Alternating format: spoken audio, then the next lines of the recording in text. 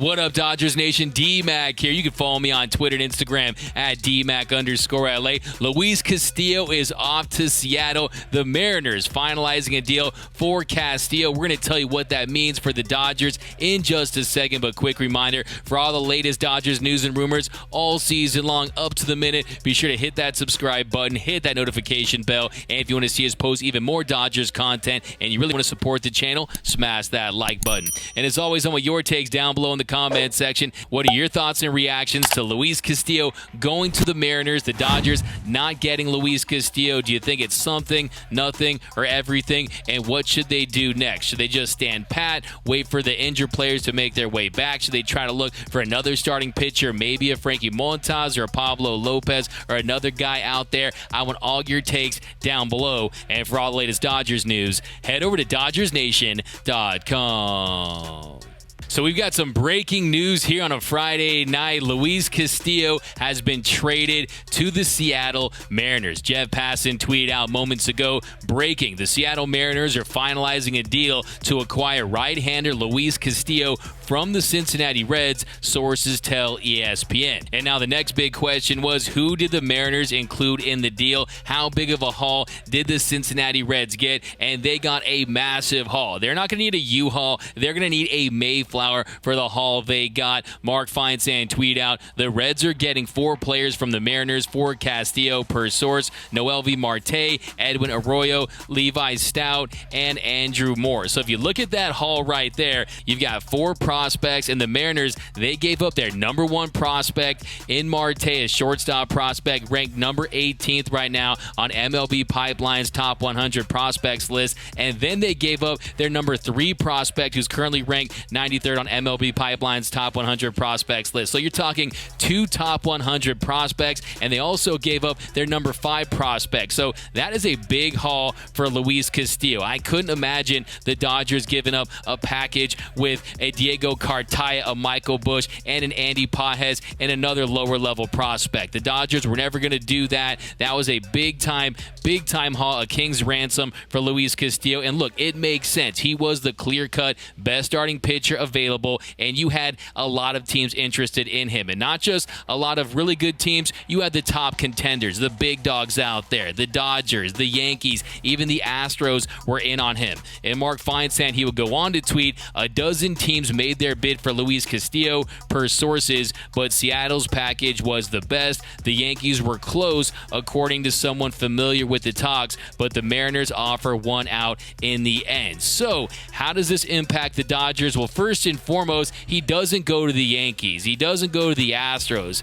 And that was one of the big pluses for getting Luis Castillo, was not only are you getting a frontline starter and a guy that's under team control for another year after this season, so you have him for 2 postseasons, and he can really help fortify your rotation. And on top of that, you keep him away from the New York Yankees and the Houston Astros, teams you could be facing in the Fall Classic. But now he goes to the Seattle Mariners, a team that hasn't made the postseason since 2001. Look, the number 1 song when they last were in the postseason was J-Lo and Ja Rule's I'm Real remix. The last time they were in the postseason was the same year the first Harry Potter movie came out, when Shrek came out. It has been a long time. It is the longest drought in all 4 American sports leagues. That is how inept and how bad their franchise has been for quite a long time. So it looks like they're going to break that drought. So really, I'm actually happy for the Seattle Mariners. I like to see a team going for it. I think Major League Baseball needs more Mariners, more Padres, more organizations like that want to contend, that want to go for it, and less teams like the Seattle Reds that just build it down to the studs and don't invest in their team. But hey, the Mariners, they paid a hefty price for Castillo's. If you look at the values, it's at 67 and 41. And like I said, it was always going to be an overpay. We'll see years down the line, did the Reds fleece the Mariners? Because look, the Reds, they don't do a great job really with anything when it comes to developing and getting guys at the big league level and having success, and they're just not a well-run organization. So it really hurts for those players, because look, you talk about this Mariners team, the success they've had this season, the moves they've made in the offseason, brought in Robbie Ray, You've seen the emergence of J-Rod, Julio Rodriguez, one of the game's young bright stars. Look, he was 1 year old the last time the Mariners played in a postseason game. So like I said, good for them. Props to them for making this big move and really going for it. Now, if you're the Dodgers in this situation, I'm sure they made a very competitive offer, but I know for a fact they didn't offer their number 1 and 3 and 5 prospects. That is too big of a haul. And then you also consider some of the other names that the Dodgers are involved with, and they're linked to guys like Juan Soto. We haven't heard about a potential offer for Shohei Ohtani. We know at this point the Angels are listening to offers at the very least, whereas before they weren't even considering it, but they are hearing out teams' offers for Shohei Ohtani. And we know that Artie Moreno, he's still a little upset with the Dodgers for the whole Jock Peterson trade falling through, and he just doesn't like the Dodgers, and he's pretty petty. So would he actually give Shohei to the Dodgers? That remains to be seen. But I think if you're LA in this situation, if you're Andrew Friedman, this definitely tracks. I mean, anything like this, like let's say that the deal broke and Jeff Passan says Luis Castillo to the Dodgers, and you got Diego Cartaya, Michael Busch, and Andy Pages, another prospect. I think a lot of Dodger fans out there will be like, hey, man, did you really need to make that move? That is a big-time hefty price. And then it takes you out of the sweepstakes for Juan Soto and potentially a Shohei Ohtani, not only for the rest of this season, but maybe in the offseason. So I'm actually going to drop an entire video dedicated to Shohei Ohtani probably tomorrow. But at the moment, the big news is this is one of the big dominoes. I mean, this is a big whale. This is what the top starter here at the deadline, and he goes to the Seattle Mariners. He doesn't go to the New York Yankees, who looked like they were the leader. It looked like the Yankees were in the red zone, that they were about to punch it in, but it just never happened. Maybe they didn't offer Volpe, their top shortstop prospect, who's a higher ranked prospect than Marte. You'd think that if they'd offered him and some of their other top prospects, they could get this deal done, but the Mariners clearly outbid the Yankees, and who knows, the Reds may have valued the Mariners prospects over the Yankees. You just never know in this situation. When it comes to these deals, it's like you're going to buy a house. You don't just go to the house store and buy the house at face value at whatever was listed at. You place your offer, you make your bid, they see if they like you, if they want to sell the house to you, and I think a lot of that goes on when it comes to these trades. I mean, you want to make deals with certain organizations, you like certain prospects, so it's always fluid, and it's just not as cut and dry as, oh, we're going to give you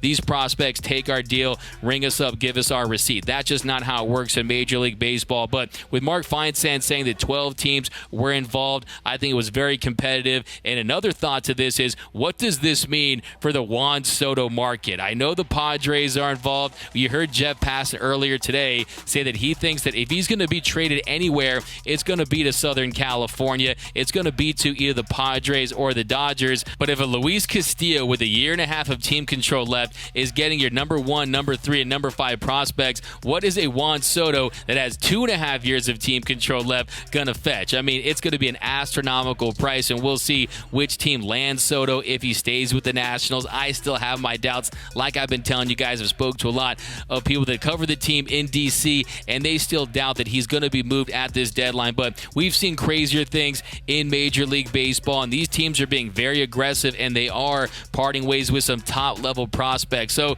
hey, it's the Dodgers. They seem to make a splash, but at the same token, they're not going to make a desperate move. They're not going to make a move that they think could hurt them down the line. If there's a move to be made at the price that they're willing to pay, they are going to make that move, but you won't see any absolute overhauls. You won't see Fleeceman getting fleeced, and I think if you're the Mariners, you really owed it to your fan base to go out there and get another impact starter to really take this rotation to the next level and break that postseason drought that's all the way back to 2001. But right now, what you need to know is Luis Castillo is off the table. No Luis Castillo for the Dodgers, and we'll see what LA does. I mean, my whole stance on this was, if it wasn't for a needle-moving starter, a guy that you could say 100% could supplant one of the current Dodgers in the rotation, then you don't make that move. Frankie Montas has dealt with some right shoulder soreness. It doesn't appear to be a big issue. I could still talk myself into a Frankie Montas move, but when you look at what they got for Castillo, it's going to be a hefty price. Not as high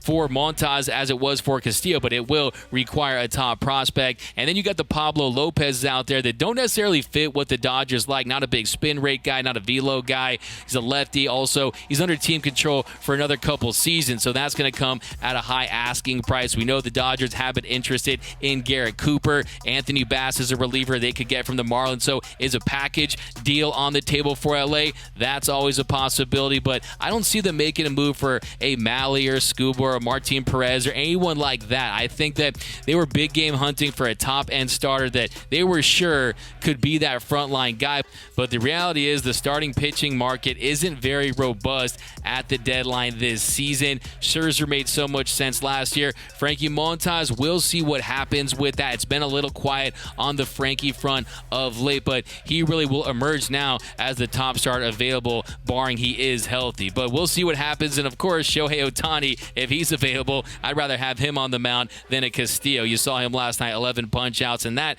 looks like a pretty big pipe dream at this point, but hey, we'll see what happens with that. But we're going to keep you guys locked in every step of the way here on the Dodgers Nation YouTube channel, and I want to know from you guys, what are your thoughts and reactions to the Mariners trading for Luis Castillo? How does that impact the Dodgers? Is it a big blow of the Dodgers? Are you disappointed? And what do you think they'll do next? Do you think they'll pivot to adding another starter, maybe a reliever, another bat? I want all your takes down below. I'm dropping a video on Shohei tomorrow, so we'll talk more about that this weekend. My name is D-Mac. You can follow me on Twitter and Instagram at DMac_LA. For all latest Dodgers news, rumors, high videos, breakdowns, interviews all season long, be sure to hit that subscribe button, hit that notification bell, and if you really want to support the channel and see us post even more Dodgers content, smash that like button. And as always, think blue, bleed blue, and I'm out.